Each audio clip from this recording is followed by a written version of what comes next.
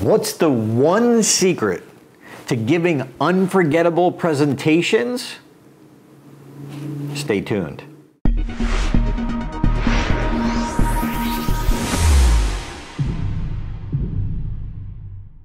Hey there, this is Darren LaCroix from Stage Time University, where we teach you how to create and deliver unforgettable presentations.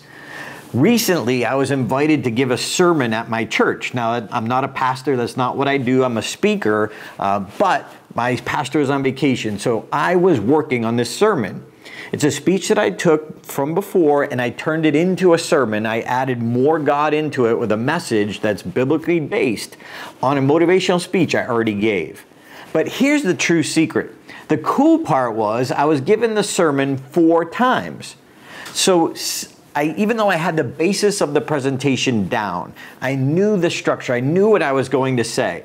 I work best when I'm actually giving it to a live audience, record and go back and tweak and tweak and tweak and tweak.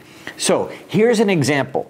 So this is from the first sermon of the 4, and when it gets to the end, I'm making a point of how no matter how messed up our lives are, God can help us with that. So if you'll notice, the water is black and it turns clear. But notice what I do and how I do it.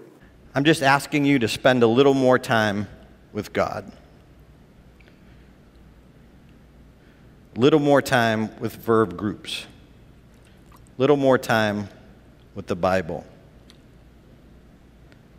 And God will tell you, you're okay. You are enough. He's got you. So I'm not sure if you could tell from the clip or not, but I was actually kind of shaking, holding the bowl up. It was heavy, full of water, and trying to balance it to make sure people could see. So the next time I did the sermon, I changed it to this. If this is where you're at now,